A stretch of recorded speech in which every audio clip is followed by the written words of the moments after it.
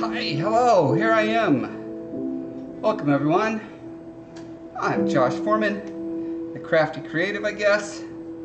The only Crafty Creative in existence. Josh Foreman, here coming at you live. I write books, fun fantasy adventure books full of illustrations that I've lovingly handcrafted, full of characters and fun adventures and maps and creatures and all sorts of fun stuff. I also sell artifacts from this world, from Talifar, as you can see here, Tales from Talifar, and you know, like this four-sided dice, available on Amazon handmade. Did you know that Amazon sells handmade stuff like Etsy style? It does, and I'm on there, and you can find my stuff there.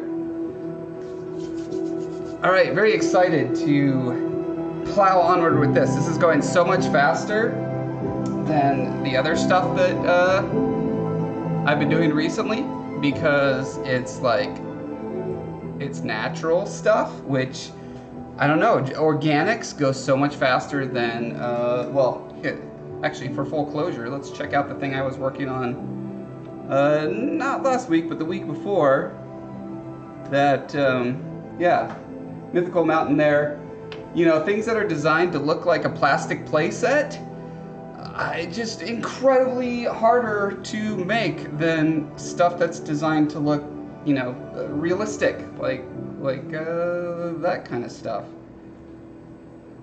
The sanding and smoothing and stuff required is just kind of bonkers. But yeah, I finished that up. Very happy to have that done. And back to my normal, organic, realistic style stuff. This is designed to go on a half wall that's going to sit behind my couch, my streaming couch, when I stream upstairs, when I'm doing stuff like Photoshop and ZBrush and gaming and stuff like that. Let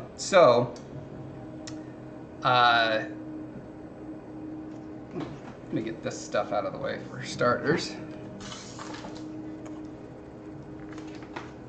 So it's kind of a long, wide thing. It's got a little cave here where I can put little characters and stuff that I've made. And it's going to be sitting up like so. Let's see if I can, how far back can we get our camera here?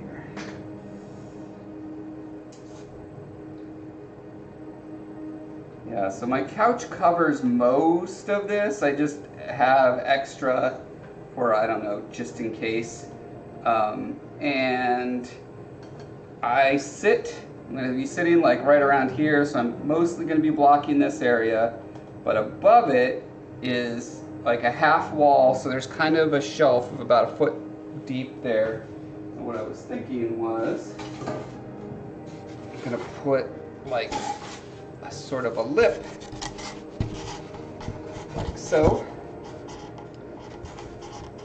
A little bit of an overhang, and that way this can just kind of sit on that half wall, and I could put my various things up here, such as the mountain that you just saw, or the characters that I don't have any of in my garage because I've been doing insulation and drywall, so there's dust floating around everywhere.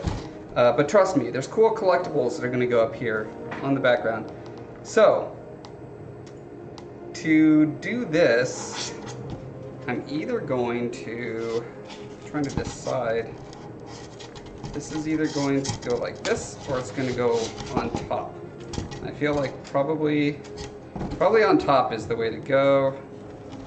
Although I need to double check to measure to make sure that the cave section here is going to slot into the little thing. There's like a little alcove in my half wall that this needs to fit into. But here's one thing that I can do regardless of how this interaction is going to take place, and that is making little display stands that match this kind of rock edifice that's going on here.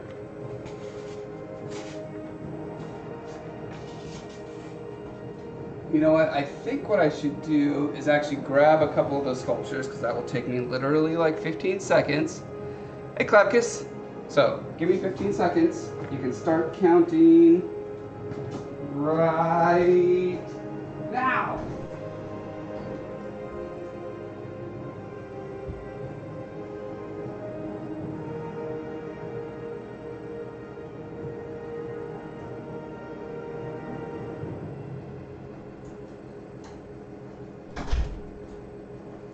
Okay, so these are the kinds of things that are going to be on display behind me. And essentially what I want is the flexibility to be able to put them at various heights, depending on, you know, I can configure them. So sort of like in a wargaming terrain, right? You want maximum interoperability, the ability to just move stuff around and put it where you want it, in different compositions and such. So I essentially need to make several little plateaus, like stackable plateaus that I can stick the little sculptures on. And that's what I'm going to do. So we'll see how far we can get. I'm starting from scratch. Maybe I could get, I don't know, one or two of them almost done. I mean, there's that stage where you have to do paint and the paint has to dry, so I don't think I can get them totally done, but I bet I could get some mostly done. Let's find out.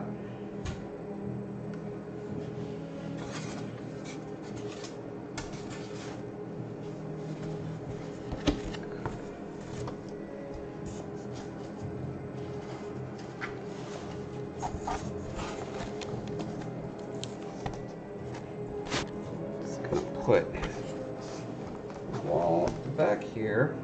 That way I've got that continual reference for it.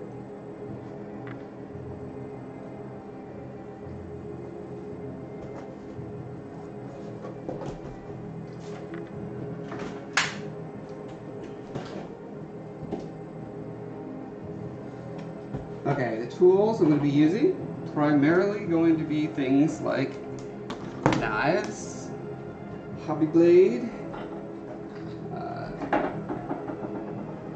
texture. These are some customized texture rollers that I made out of like gravel and sand and such. I'm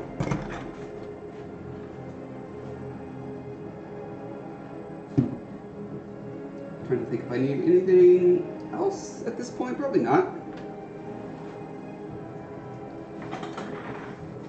Alright, well, and the actual materials themselves. So I'm going to be using scraps of XPS foam. That's what that thing is made out of.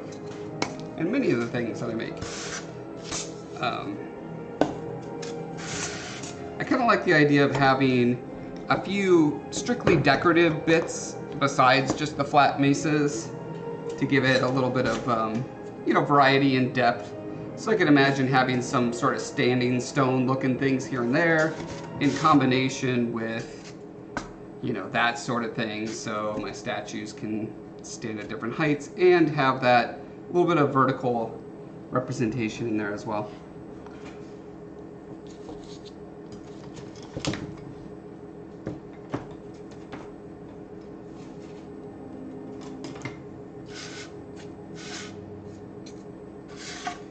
So this right here is almost a perfect starting point for, you know, actually let me grab, let's just grab a specific piece like so. So we want that there.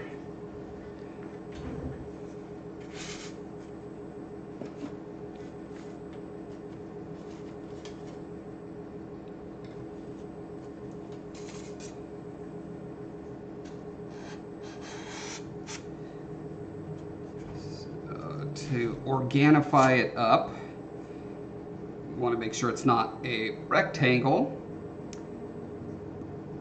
but I also want to make sure it has maximum surface for maximum playability. In this case, playability means just the ability to put my sculptures where I want them.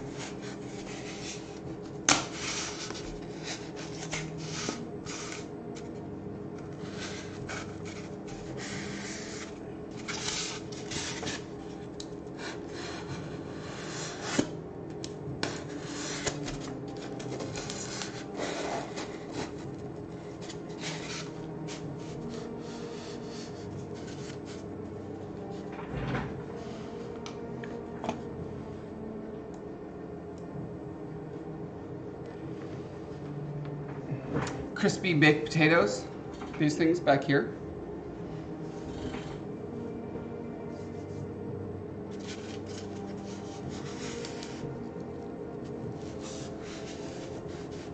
Oh, these guys, yeah, super crispy.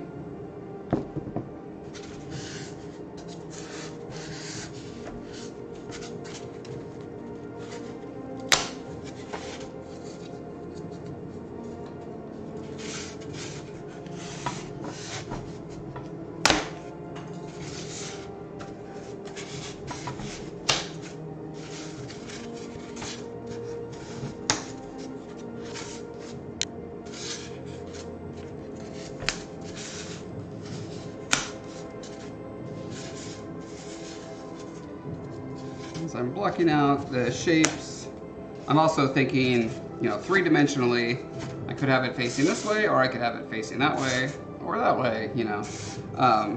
And so I want to make sure that all of the different faces have a little bit of variety to them.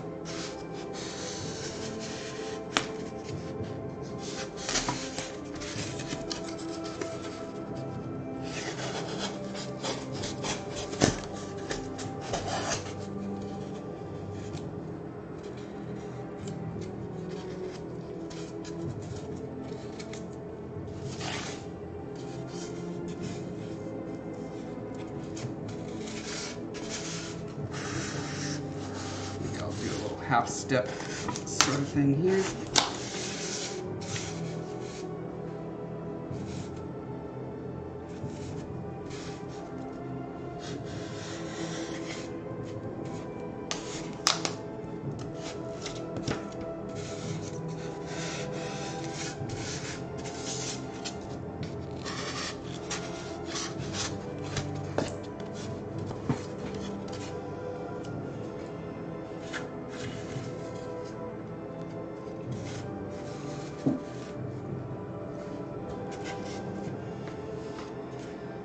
Now when doing mesas, most mesas happen because it's sedimentary rock, layer upon layer upon layer, which means you want a lot of horizontal bands to them.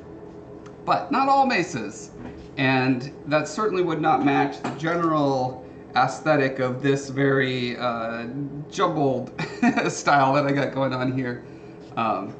So I'm going to see how much of that I can work into this. Although, in nature, quite often you will have something that's like a granitic base, and then on top of that, there could be any number of layers of sedimentary rock as well that are just sitting on top of there and eroding totally differently and having different patterns and shapes and colors. So it's not that it would be wrong to have this be completely horizontally oriented.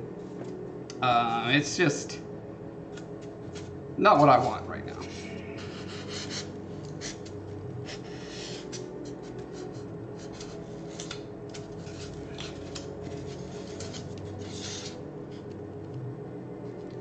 What I'm going to do is pull this line maybe down at an angle a bit.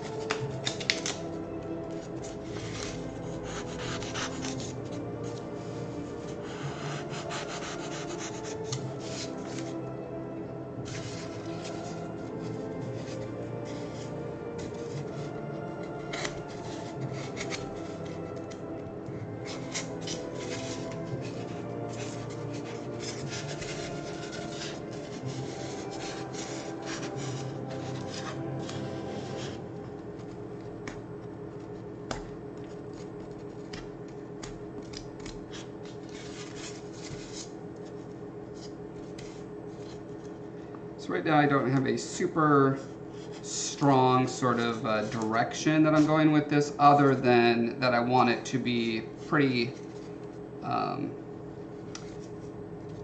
multi-directional in composition. I don't want it to be super predictable? What's the word I'm looking for?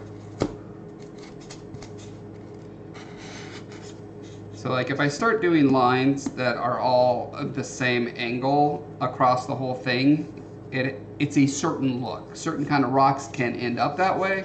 That's not what I'm going for. I'm going for more of this tumultuous, tumbled joints and fractures look.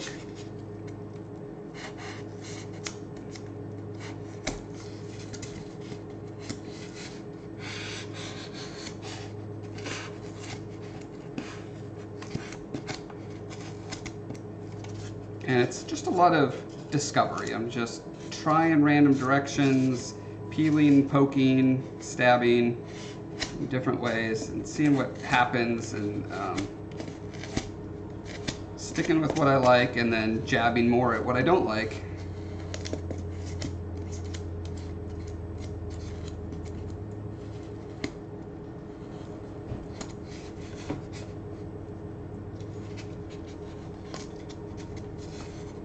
I'm also trying to resist the temptation of going to a smaller blade at this stage. I want to start with the biggest blade possible because I want my focus to be on the overall composition and flow, and not on, you know, making sure all the details are just right at this stage.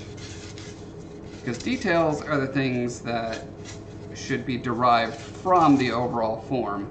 And if you jump into the details too early, the temptation then is to make the rest of the form that you're doing fit the part that you've already detailed out because you've invested time in it, right? And you like that part. And often what I find is that it makes it so that I'm unable to make the large scale sort of gross mass changes that are necessary to get the composition feeling good. I've got this very flat section here.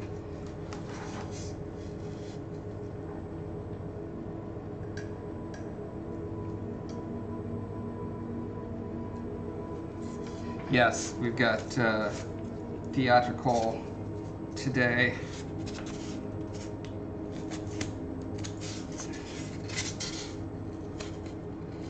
I'm gonna see if I can kind of do something with this flat thing, like, because I'm not opposed to like super flat shear sections here and there. In fact, it's good to have a bit of variety in your rock forms.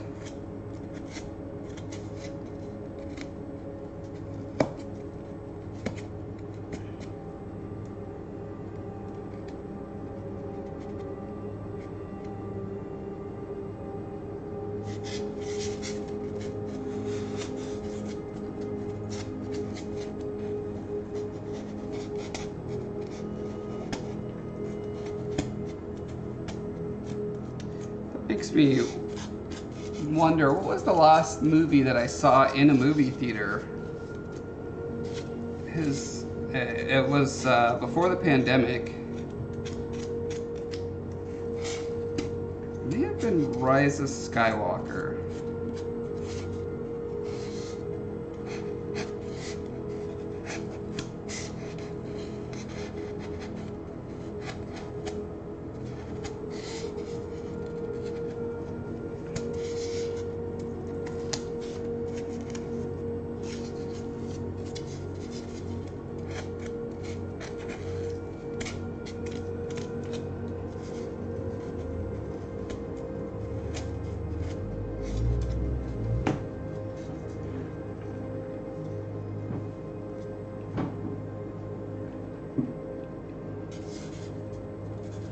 So here we've got a shape, a shape, and a shape, and they're all very similarly spaced and proportioned.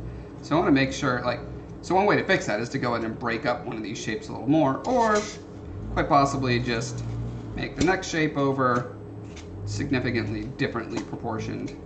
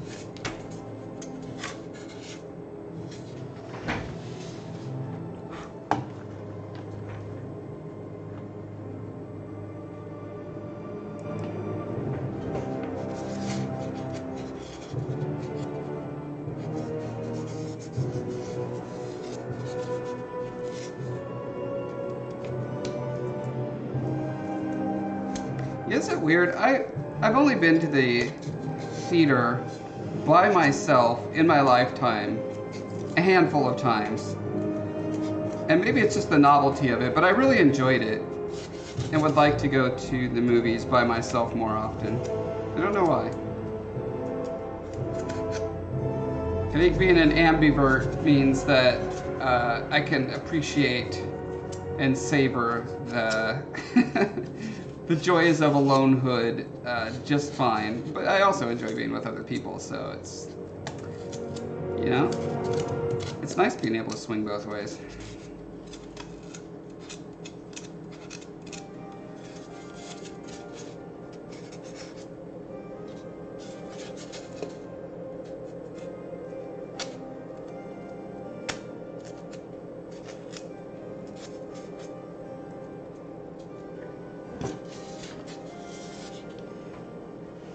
Hey, Rip Artist. How you doing? My biggest problem with going to the theater in general, I guess, really the main attraction to me is, honestly, the really unhealthy popcorn that's just like swimming in butter-flavored oil. I like that. I don't actually like movies as an art form, I've discovered. There are plenty of movies that I like, but... And I think what it comes down to is I'm not a fan of short stories. And a movie is necessarily a short story. And I prefer long, epic things. So I'm so happy that television has become the art form, the media force that it is today. And like every movie that I like, I just wish was a TV show instead of a movie. Almost all of them. I'm trying to think as well. Okay, there's some that I've enjoyed, like Uncut Gems, for instance. I would not want a TV series of Uncut Gems.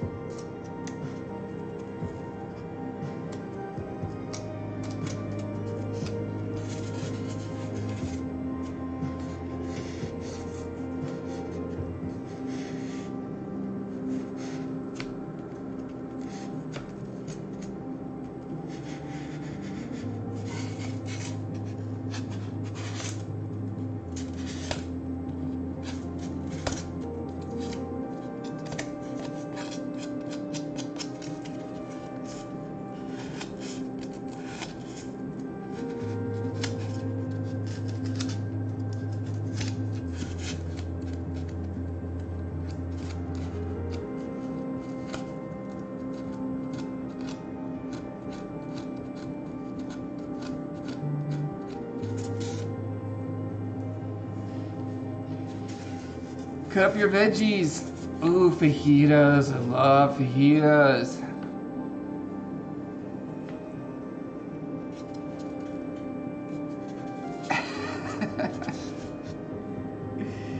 Nice. I think your cutting is going to yield much more delicious results. And my cutting will create much longer lasting results.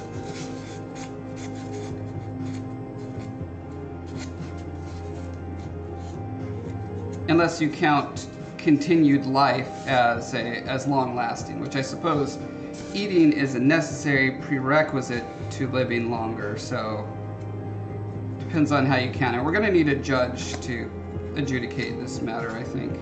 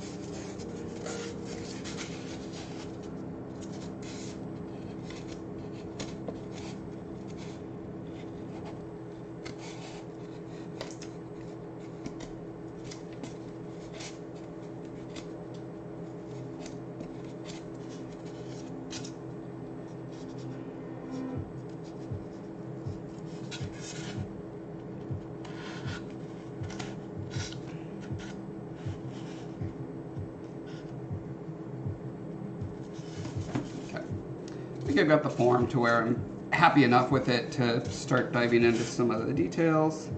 And I'm also going to try to resist getting too detailed with it. I'm going to try to go for a speed build here, which is something I don't normally do much of. So wish me luck.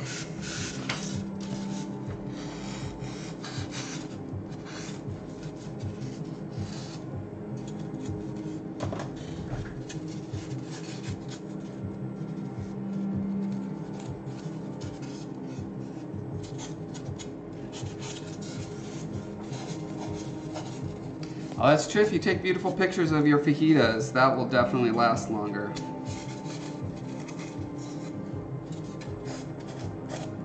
God, I don't think I've had fajitas since before lockdown either. You know, it's a lockdown for me. I have a couple immunocompromised people living in my house, so we have to be like uber careful. We've essentially been in lockdown more or less for 2 years, and only going out for necessities.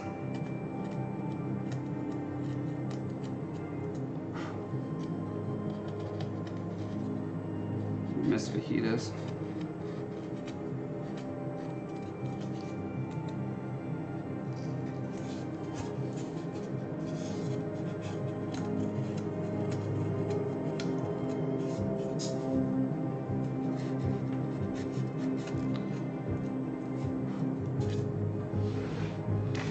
What kind are you doing? Chicken, beef, veggie?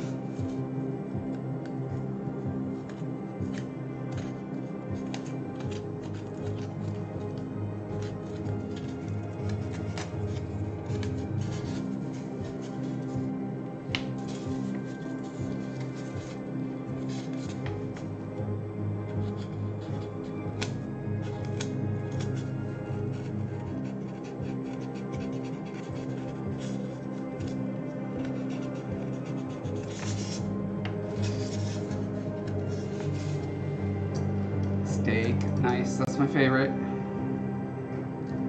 Especially if it's like super greasy. And then some greasy yellow onion stringy strings all over it. Again, as with the popcorn, you may notice a trend. Greasier the better for me.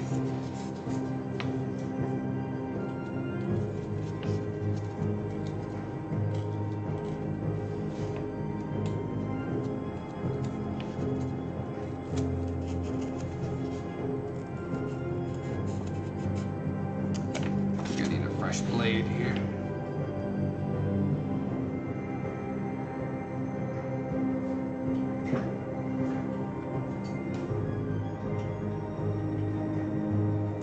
Sadly, I am slightly allergic to peppers.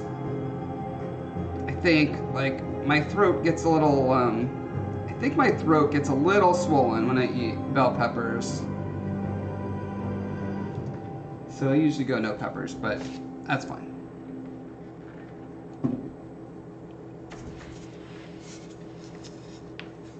I persist. Nevertheless, I persist.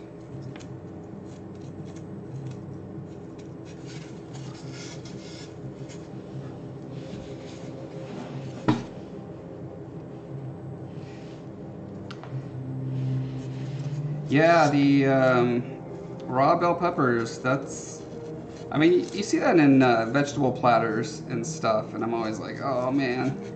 I mean, they look amazing, right? They're so colorful and shiny. It's just, they're a delightful looking food. I guess it's kind of like, you know, furry animals. I'm also allergic to those, and so, like, even though I love the animals so much, and they love me, doomed to be forever apart.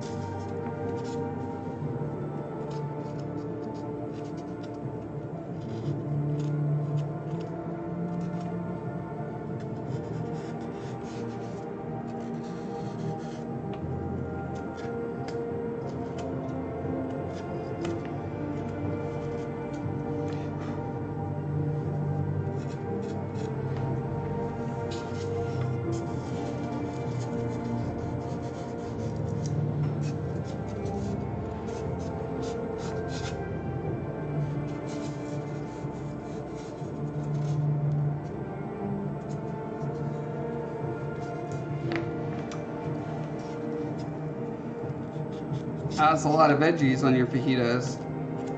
That's awesome.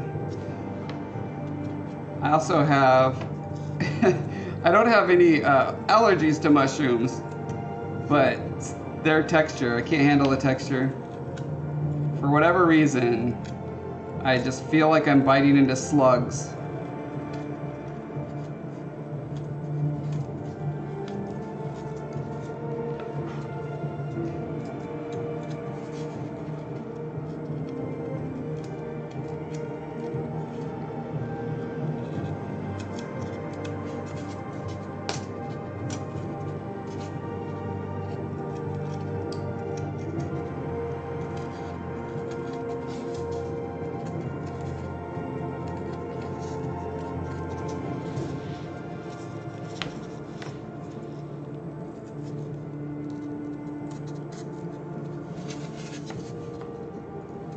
If there's enough other things going on though in a dish, you know, like if it's a loaded pizza that's got all sorts of various other things on there, you know, an odd mushroom here or there could slip through and I'll be fine.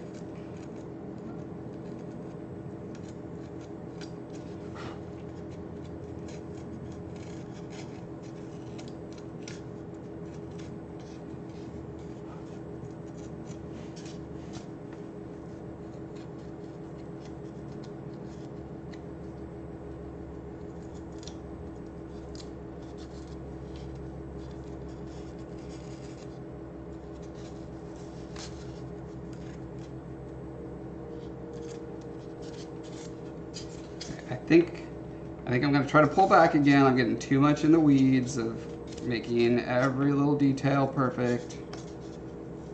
Wanting to get to, I don't know, I'd say like the 80% mark, where I feel like I could go another 20%, but that extra 20% in quality means another 200% in time. And so I'm trying to find that sweet spot where it's the threshold of perceived quality diminishes past the amount of time it takes to get there.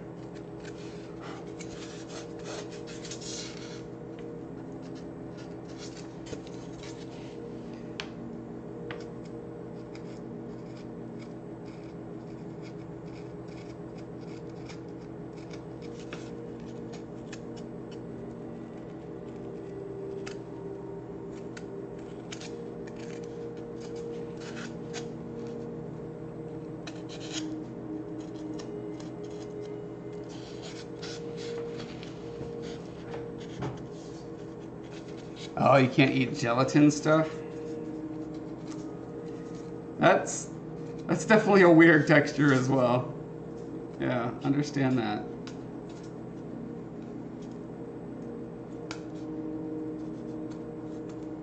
When I was a little kid, we were living in Japan, and my mom more or less forced me to eat all sorts of very Japanese food. And I think it was like too much, and you know, obviously she wants to acclimate me, and you know, when you start young, that's when you have the best chance of developing a nice robust palate. But yeah, it did the opposite for me. I'm just super picky about textures and flavors now. Like I can do almost no seafood. I can do heavily breaded fish sticks, and that's about it. Which is really sad, because obviously there's many delightful foods from the sea.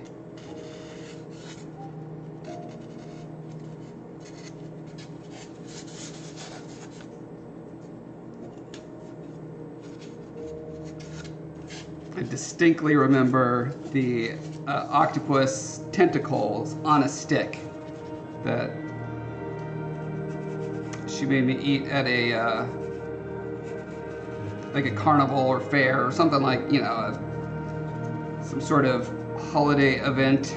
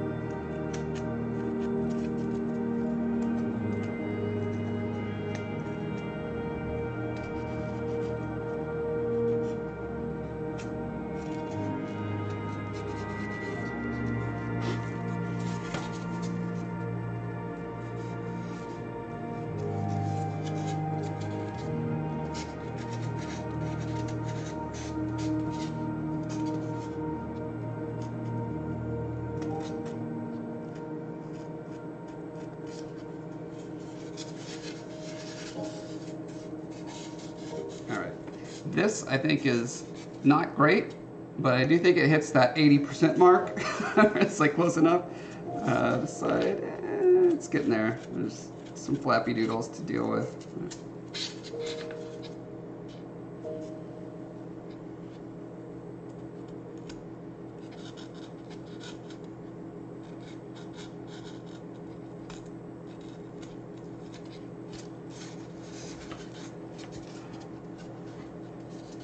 Squid salad is good, yeah.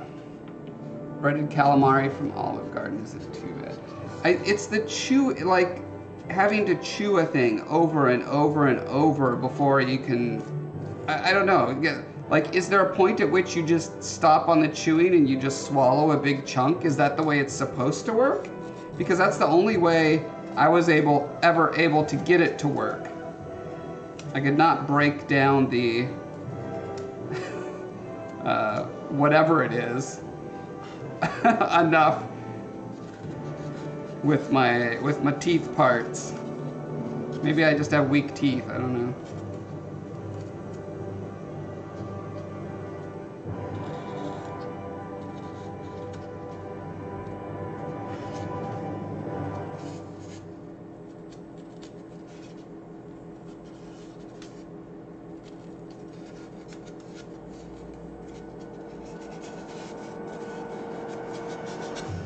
Dark meat chicken is horrifying to him.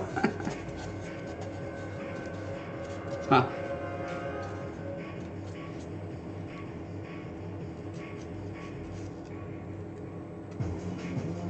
Yeah, I have that very common American palate, which is that if the more it reminds you that it's from an actual animal, the more it looks like it's still part of the animal, the more disturbing it is. So the more processed and removed from the actual animal, the more I can appreciate it. To me, the most horrifying things are those like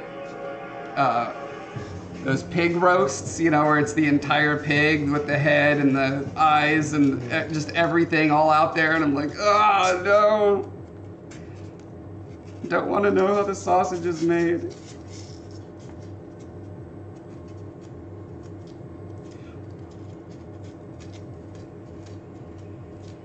While ironically still very much enjoying sausage.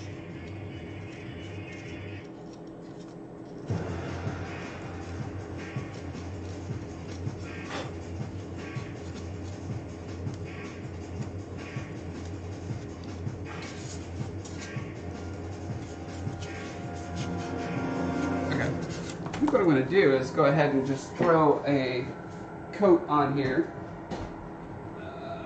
As soon as I find my paint.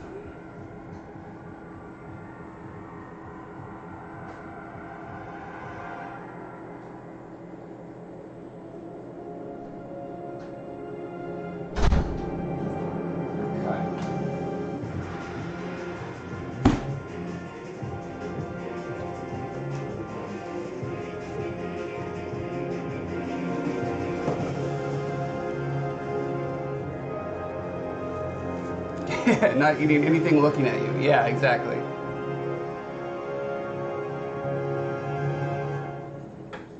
Yep, exactly. The more you know, the less appetizing animal products are.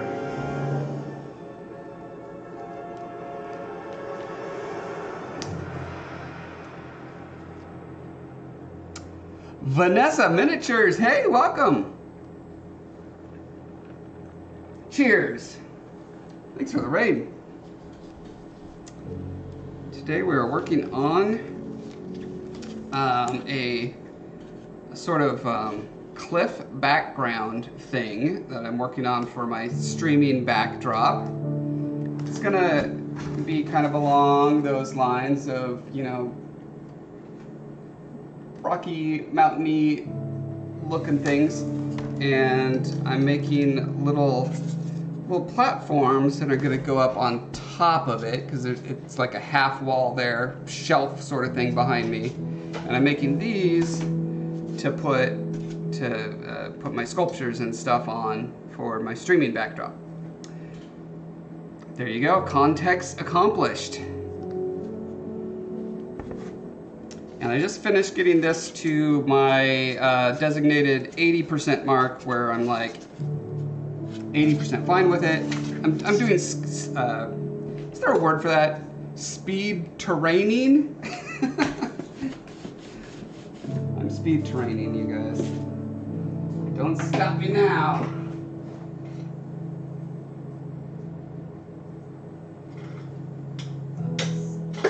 Brush.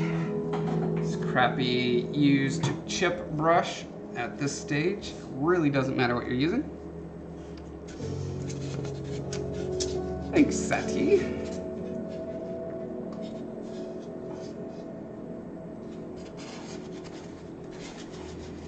And this is matte Mod Podge mixed with the pigment that gets mixed into latex house paints. So it's not black paint, it is the pigment that goes into the latex paint. That way it's maximizing the quality that Mod Podge brings, the hard shell-osity, but it still has that nice dark base coat, which is nice to just dry brush over.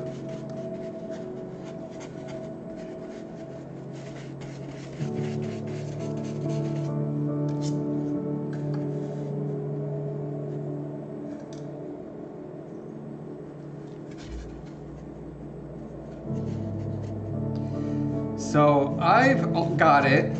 This is my trick. You go to the paint department at a big hardware store, or maybe a small hardware store would be even easier, and you ask one of the people and say, hey, I just want the pigment for paint. Can I buy just that? And so any big box store, you know, your Home Depot, Lowe's, Ace, etc., they're not going to have a SKU that they can sell it to you. But you can say, you can just charge me for a gallon of black paint, but instead of mixing it into the paint, can you just put it in a little container for me? And I've managed to do that a couple times. One of the times they didn't charge me anything. They're like, fine, here you go. So that was really nice. The paint department also usually has little plastic containers and lids that you can buy for a couple bucks, and so you can get that in there. I think another thing that would work probably equally well is So Strong pigment that's sold by Smooth On. But it's probably a more expensive way to go. And I'm not sure if it's more or less concentrated than the latex house paint pigment.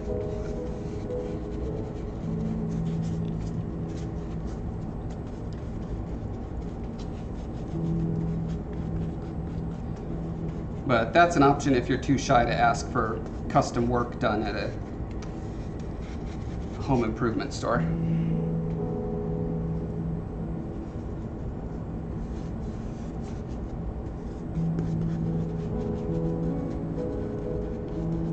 And the cool thing is it does not take much.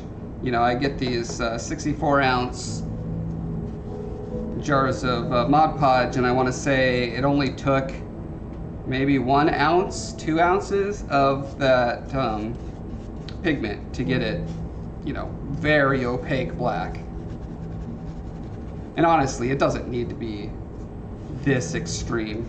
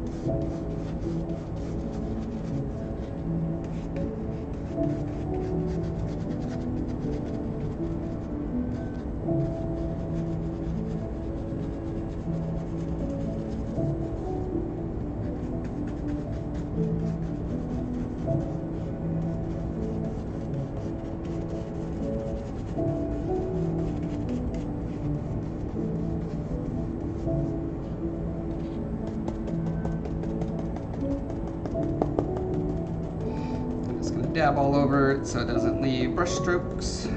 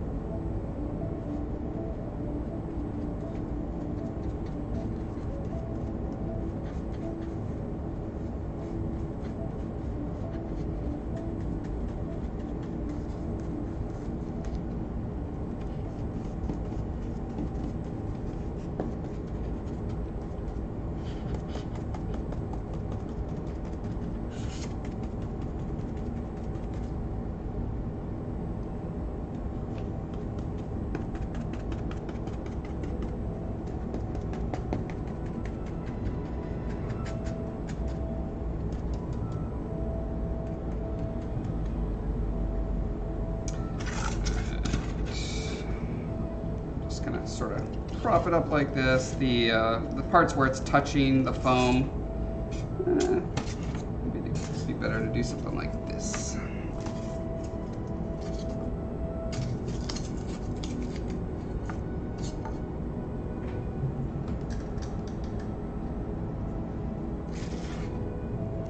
So those will stick to it on the bottom, but since this is just a rough sort of block out coat, it's fine. Assuming I can get it to balance.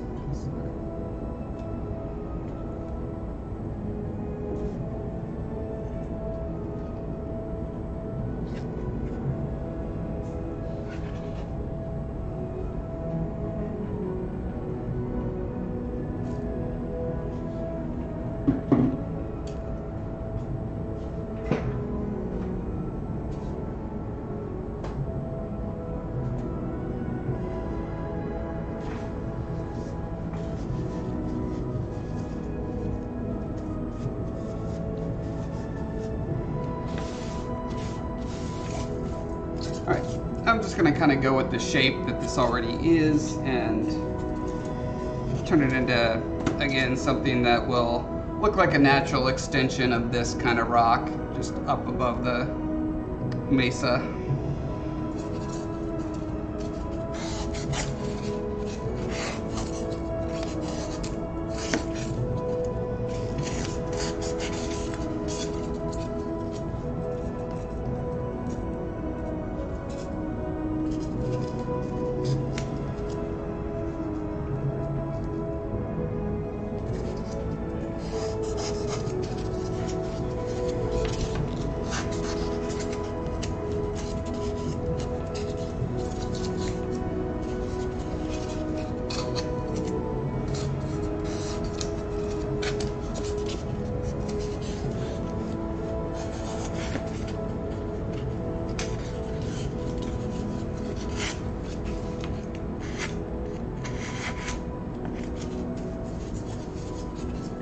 A little bit of a flattish top will help tie in the kind of mesa look that the statues are going to be on, along with kind of, you know, tie things together, as in it has a little bit of the elements of the tumbled rock look of the cliff face, but also the flat top of the mesas.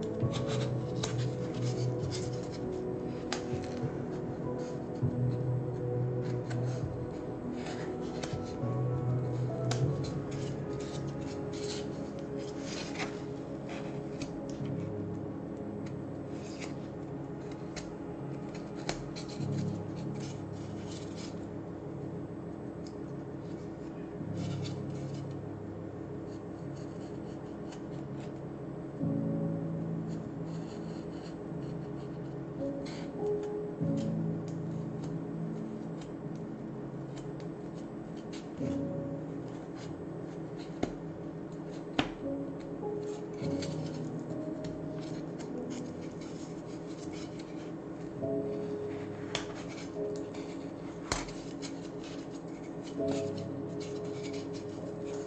still trying to find this compromise between the tumbled look and the stratified look. Not really happy with where it's at yet. And so I just keep poking. That is the secret to this. You just keep poking until it starts looking how you like it.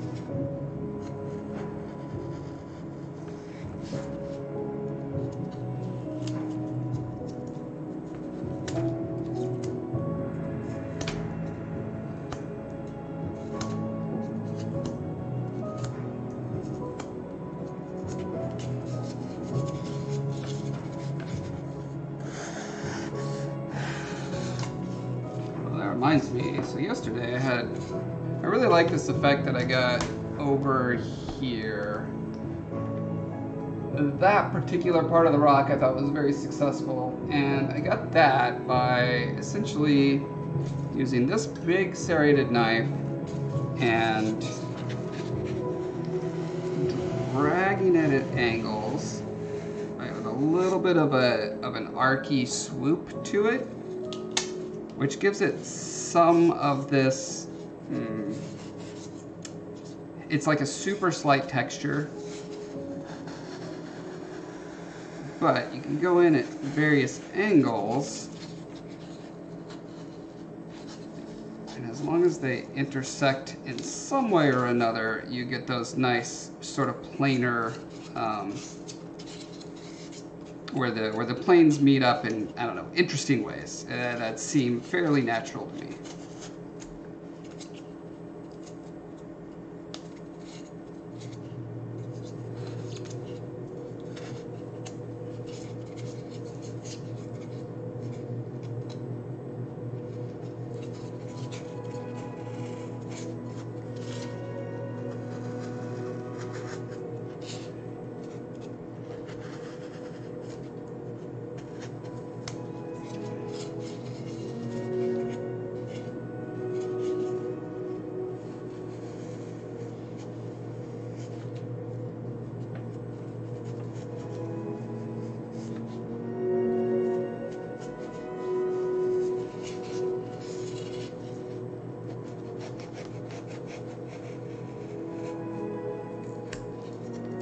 Sharpen this knife again.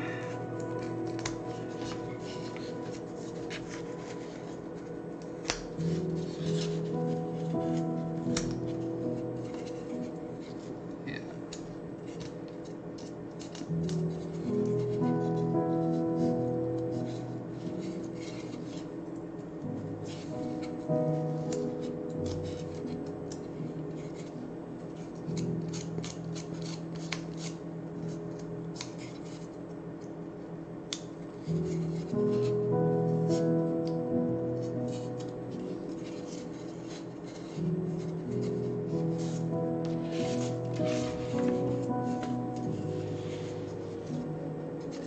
Looks like a boot, yes. This is the Italy rock.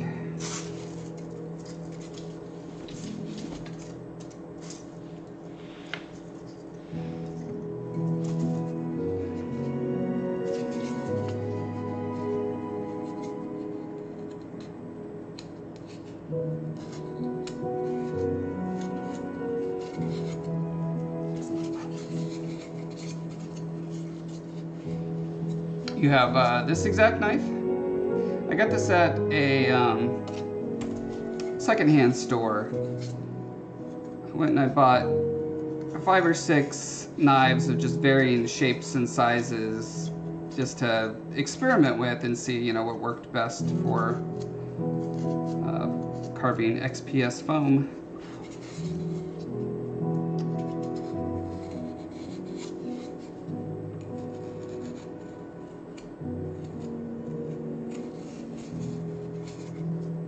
What I did not get enough of are knives that are between this size and this size. Like it goes from a 1 to a 5 to like an 8. It's like I need a 2 or a 3 or something like that. I mean, I've got like box cutter type blades, but those are so like rectangular, they're pretty limiting. Like you can't get all this sort of angles that you necessarily want.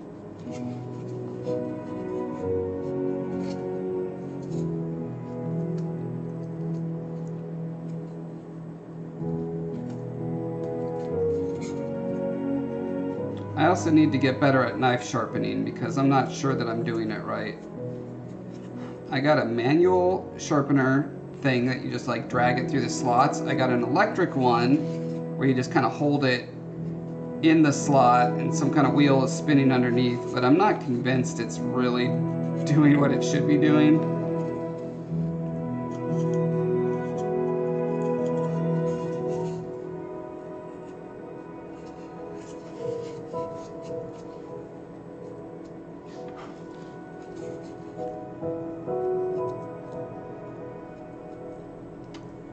I guess one thing I have not really looked up is a test, like, is there a gold standard test for how sharp your knife is?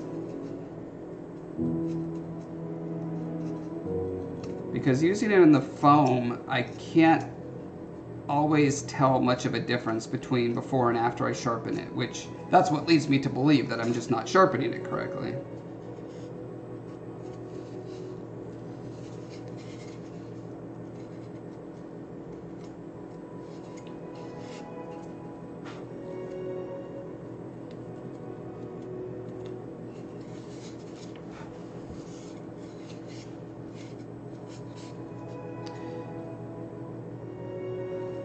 Yeah, so I don't know if the automated ones are just bad at what they do, and to get a truly sharp knife, you have to do it like, you know, on a whetstone or whatever with practice and whatever. That might be my problem.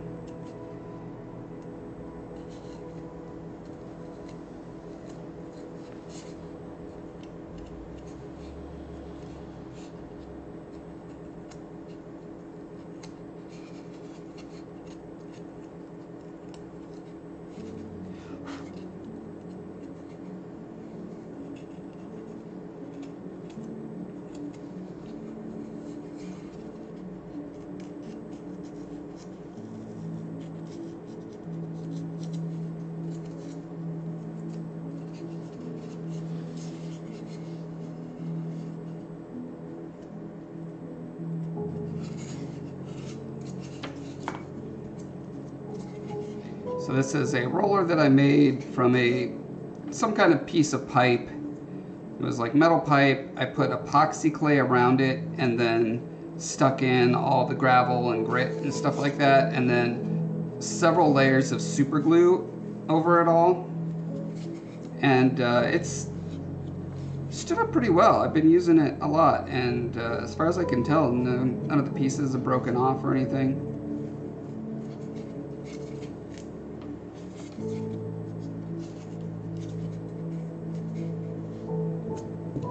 And this one just has coarse sand on it.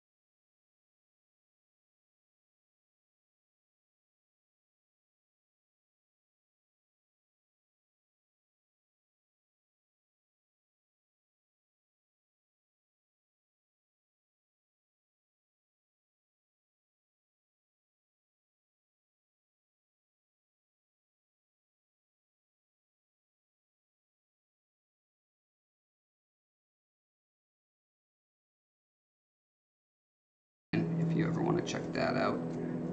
Got one on making a foam mountain, a giant dice tower, and just texture tests where I was trying to figure out what kind of textures can I get in foam, and made a catalog of them with the techniques written down so I can refer to it later. It's right here, in fact.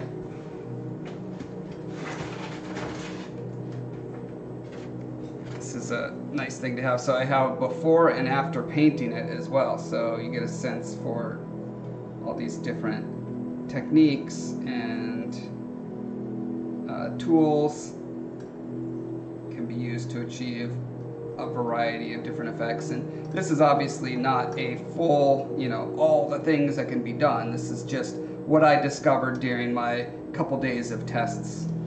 So I will continue to add more to that library as I discover new techniques.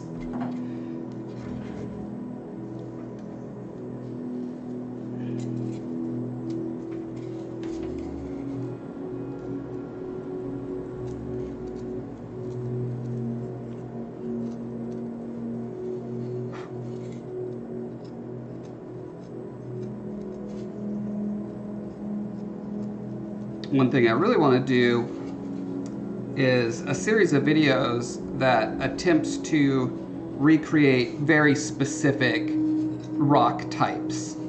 It's one thing to just randomly jab at a thing until it looks fairly, not fake.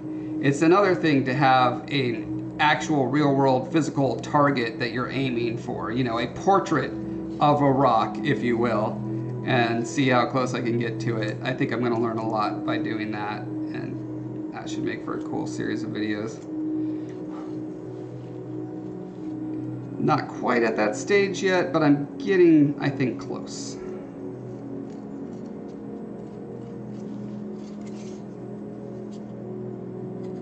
I've only been working with this XPS foam for seriously, for about a year. I've used it for a variety of things here and there, but, so I still have a lot of practice and learning to do.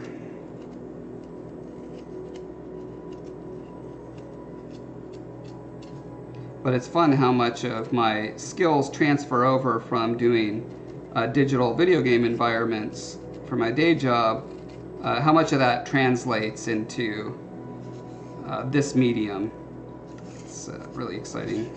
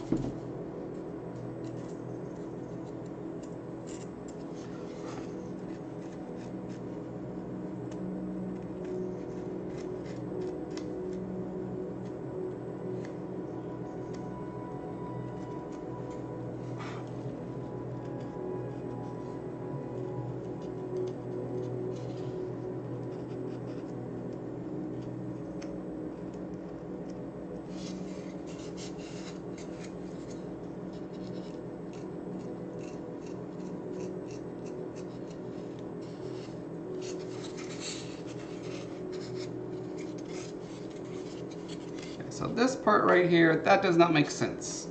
It's very rare that you're going to see a rock that has a big cleft in it that just kind of goes bloop and just stops. Usually there's a joint fracture and it's going to continue in some manner through the entire rock, especially a freestanding rock like this. It's not like it's part of a cliff. It used to be at one point, but everything has eroded around it.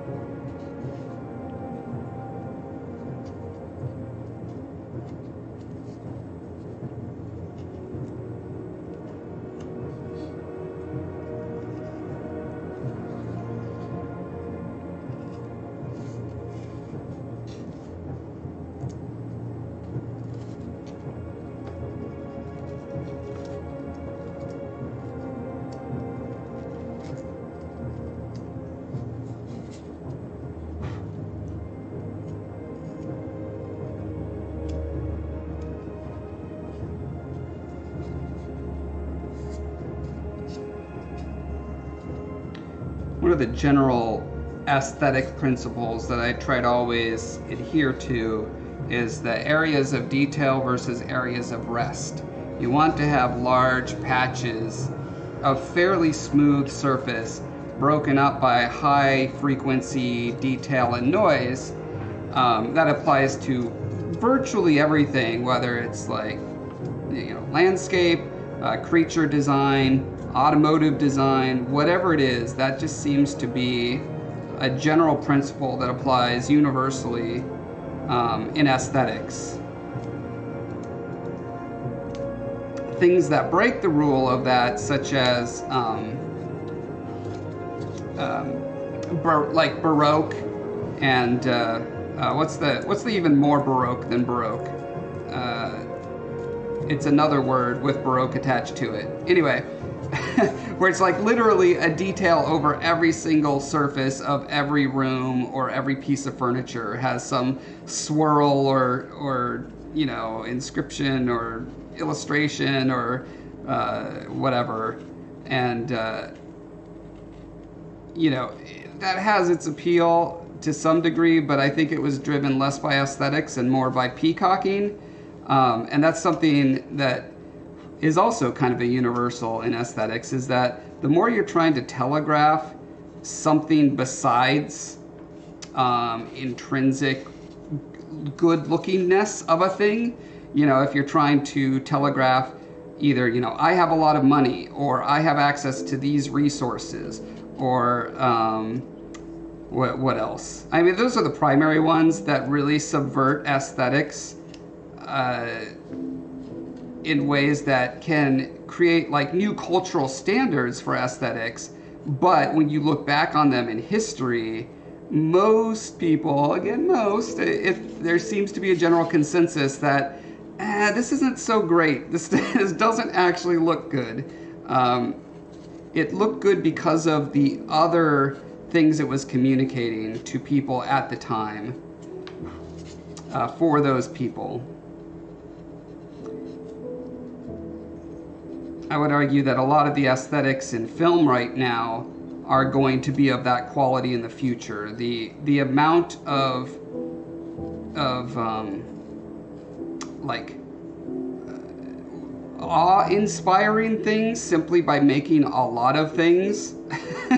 So like, you know, if there's robots attacking, there's 5,000, there's 1 million robots attacking, or spaceships, or whatever it is, right? It's just like so much stuff because we can put so much stuff on, where that was very difficult to do in the past.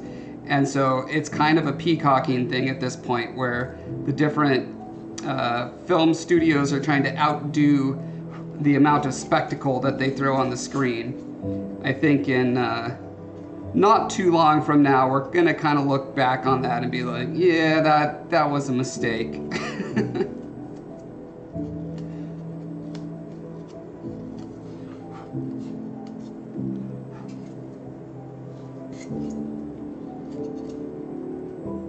I cannot remember what got me off on that tangent. I was talking about areas of rest and areas of detail. Oh yeah, that's it. It got me thinking about creature design, character design, that kind of stuff. Another reason that so much of aesthetics in games and movies are moving in that direction is because, again, because we can. In ZBrush, the computer sculpting program, it's very easy to add tons and tons of detail very quickly. And that naturally leads to, you know, to those who are undisciplined or experienced, or just bad at art, to kind of skimp on the fundamentals and skip straight to the details, because details just, they look so cool and they're so fast and easy to make. And so I think we have a lot of overly detailed design happening over the past 10-15 years.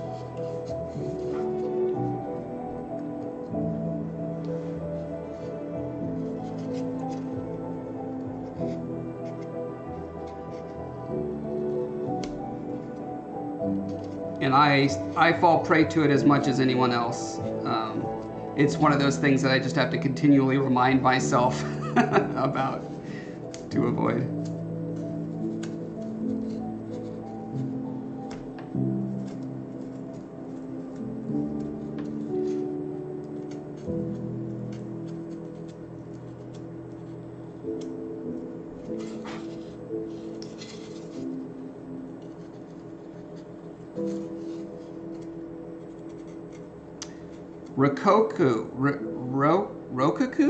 Rococo. I think that's what I was thinking of. That post, and now I can't remember the first word that I was thinking of. That thing with the swirlies and scrolls and gold gilding over everything. Wow. I got Thursday brain, you guys. That's my excuse. Thursday brain.